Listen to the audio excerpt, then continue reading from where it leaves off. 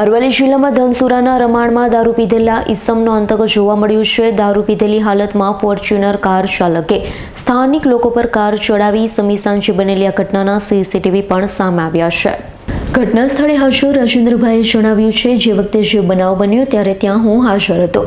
બસ team મુકામ પર બેઠો હતો ત્યારે ધનસુરા બાજુથી ફોર્ચ્યુનર બ્લેક કલરની કાર આવી 7771 નંબરની એટલી સ્પીડમાં આવી હતી। અમે તેને બૂમ પાડી કહ્યું, ધીરે આવ, તો એની ગાડી રિવર્સ કરી એટલે અમે બૂમ પાડી એટલે તે ઉતરીને આવ્યો।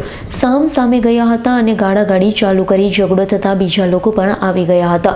ગાડી ચાલક ધમકી આપીને કહ્યું છે કે હવે હું તને ઉડાવી દઈશ અને કાર ચાલક દારૂ પીધેલી હાલતમાં હતો।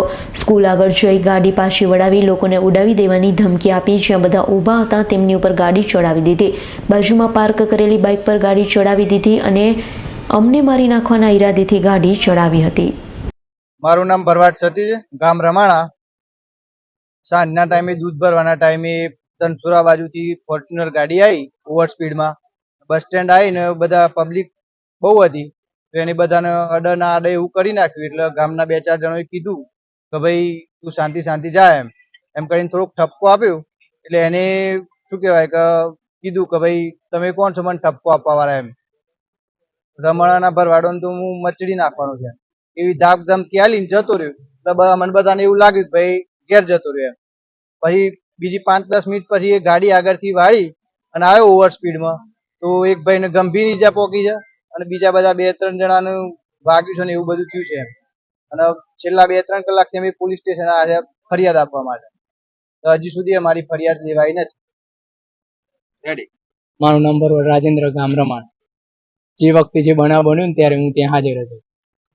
હું બસ સ્ટેન્ડ દુકાન પર બેઠેલો હતો ત્યારે ધનસુરા બાજુથી ફોર્ચ્યુનર બ્લેક કલરની આવી 7771 નંબરની અને એટલી સ્પીડમાં આવી કે બસ સ્ટેન્ડ ઉપર ત્યાં ઊભી રહી ગાય। એટલે અમે એને કીધું ભાઈ ધીરે આવ, બૂમ પાડીને કીધું તો એ પાછો એને ગાડીમાં પાછી રિવેસ મારી એટલે અમે બૂમ પાડી એને। એટલે પછી એ ઉતરીને આવ્યો એટલે અમે હા માગ્યા ઉતરીને આવ્યો એટલે અમે એને કીધું એટલે એને ગારામગાર ચાલુ કરી। એટલે અમે એને ઝઘરી કર્યું એટલે બીજા 2-4 લોકો આવી ગયા। 2-4 લોકો આવ્યા એટલે કીધું કે આપણે કંઈ કરવું નહીં, જવા દે એમ શાંતિ। એને એવું કીધું કે જો હેડો તમને ઉડાડી દઉં છું ને આમ ને તેમ। તેને એ રીતે ગાડી બેહાડે મેં એને આમથી આમ માથાકૂટ કરવા જતા એટલે 2-3 બીજા હતા એટલે એમને કીધું જવા દો એને ઉડાડી દેવાની વાત કરી। એટલે અમે કીધું જવા દે ચલો, અમે ત્યાં ઊભા જ હતા। એટલામાં તે ત્યાં સ્કૂલ આગળ જઈ અને ત્યાંથી ત્યાંથી ગાડી વારી બહુ પીધેલો જ હતો ટૂંકમાં, બોલવાના હોશ નતા। 2 જણા હતા, પેલા એક ઉતર્યું પછી પાછું બીજું ઉતર્યું। સ્કૂલ કાંથી ગાડી વાળી ત્યાં એક કોક છોકરું હતું, અમે જોઈ જ રહ્યા છીએ, ત્યાં એને ઉડાડતા રહ્યો અને ત્યાંથી એટલી સ્પીડમાં આવ્યો ને તેને ગાડી અમારા ઉપર નાખવી હતી પણ ત્યાં પાછળ ટ્રેક્ટર હતું એના કારણે અમારા ઉપર ના નાખી અને ત્યાં સીધી જવા દીધી। સીધી એને મારવાના ઈરાદાથી એને પછી ઉડાડી જ દીધા। 2-3 બાઈકો ઉડાડી દીધી। જયદીપ ભાટિયાનો રિપોર્ટ, S9 ન્યૂઝ, અરવલ્લી। અમારી તમામ માહિતીથી અપડેટ રહેવા માટે જોડાયેલા રહો S9 ન્યૂઝ સાથે।